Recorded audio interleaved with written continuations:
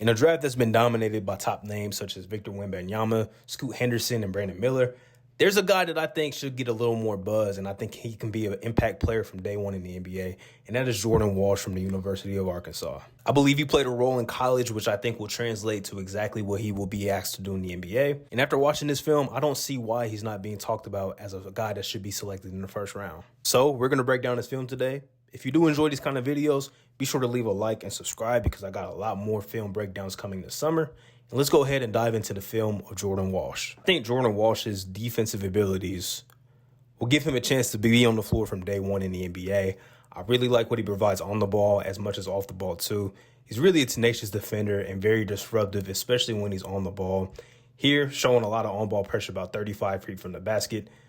This guy's going to come up, set a screen on the left side. He's going to force the ball handler to reject the screen and drive towards the baseline. He's going to be able to recover and get a block, just showing off his length on the defensive side of the floor. Forces the guy to go left, able to recover, block the shot out of bounds. And this is the very next possession on the defensive side of the floor. Walsh is going to apply more on-ball pressure here. This guy's going to try and set a screen. Walsh is going to do a very good job getting through the screen, which is one thing that I really noticed about him. He gets through a lot of screens. Never really a time where he needs to switch. He's going to get through the screen, make a recovery, and force a block shot once again. It's almost like deja vu. Gets through that screen, and his length gives him a chance to recover. I use the word tenacious when I describe his defense, and you can very well see on this play. This is an inbounds play. Arkansas is already up 9 points, middle of the second half.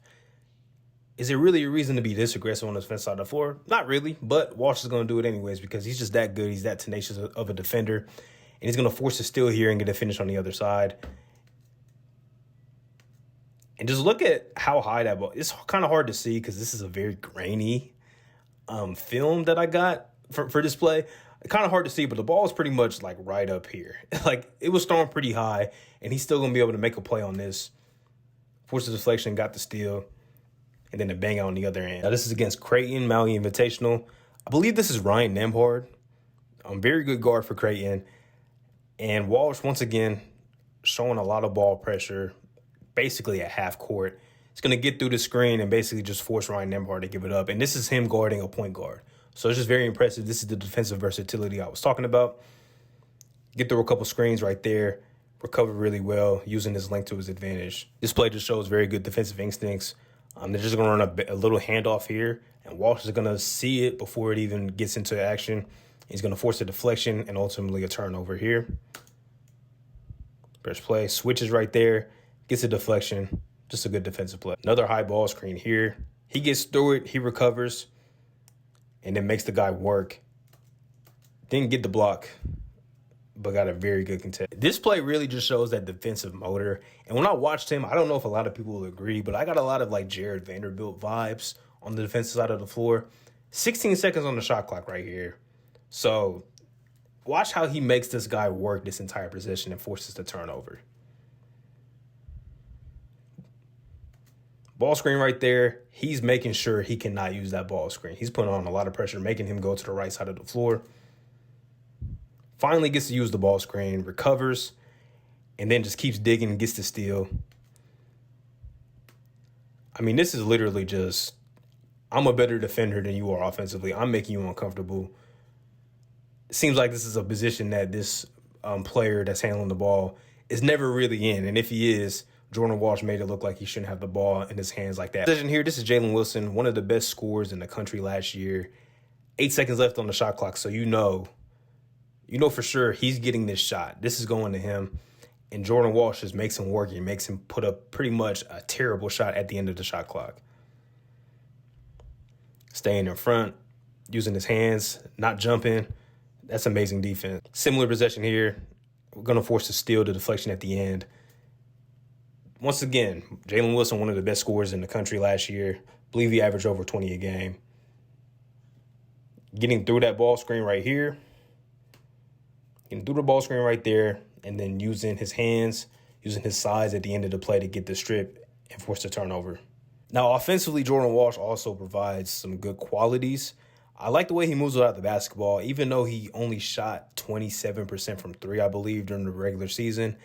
I still feel like he has the potential to be an okay shooter in the NBA, an okay floor spacer. But I really like the way he moves out the basketball. Here, defenders got his head turned. I believe that's Michi Johnson, got his head turned. Walsh just going to find the open lane right there, cut, and his teammate's going to find him. Pretty standard stuff, but he pretty much moves on the offensive side of the floor with the same energy and motor that he does on the defensive side of the floor as well. Now, Anthony Black's going to catch the ball right here, another guy that's going to be a very good NBA player. And I think Walsh playing with guys that are NBA ready really helped him just show what he's going to be in the league too. And Black's going to get up a shot wide open. Not really much reason to crash this if you really want to.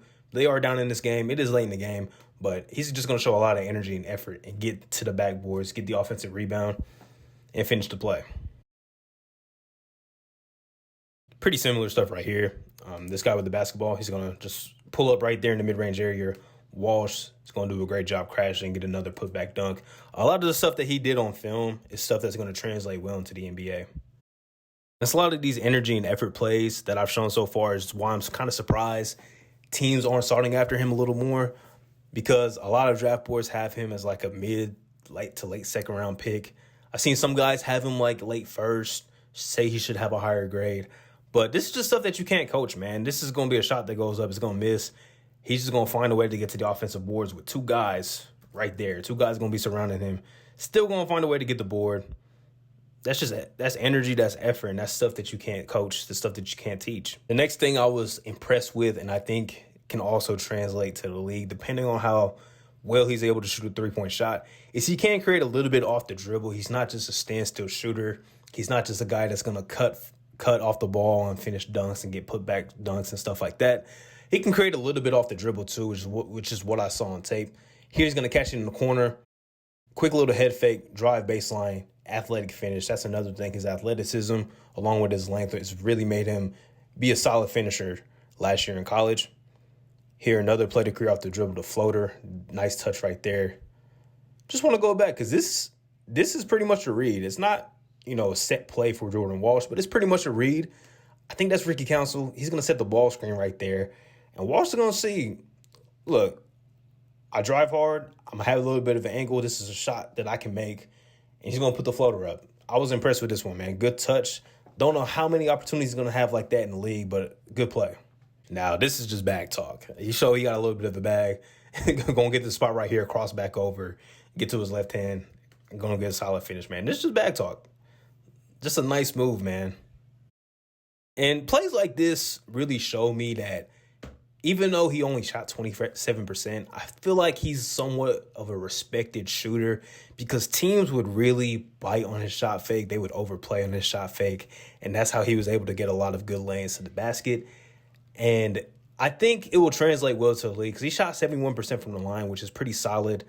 I think he can be a okay jump shooter in the league. And if he's able to do that, he's definitely going to be a consistent piece in somebody's rotation. Here's just going to catch it.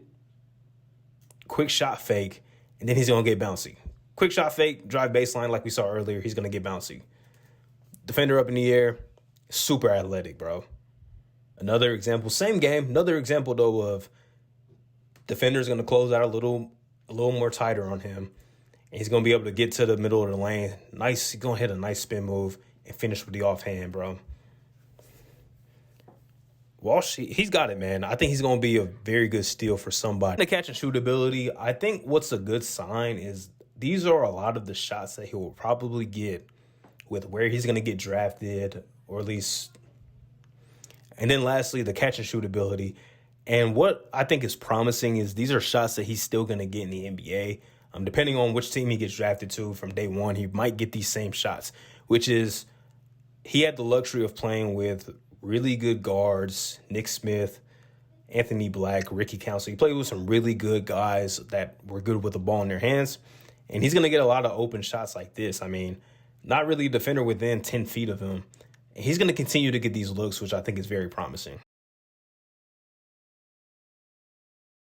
And here, this is Anthony Black making the pass. But like I said, he's going to be playing with guards that will be able to make these decisions too, that will demand a good amount of attention.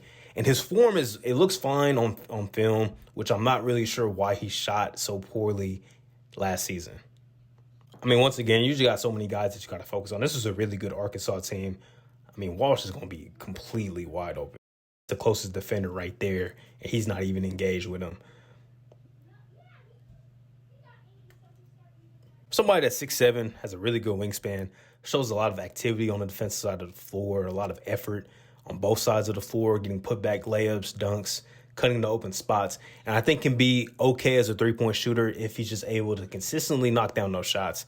I'm surprised Jordan Walsh is not being talked about more as somebody that could be a steal in this draft.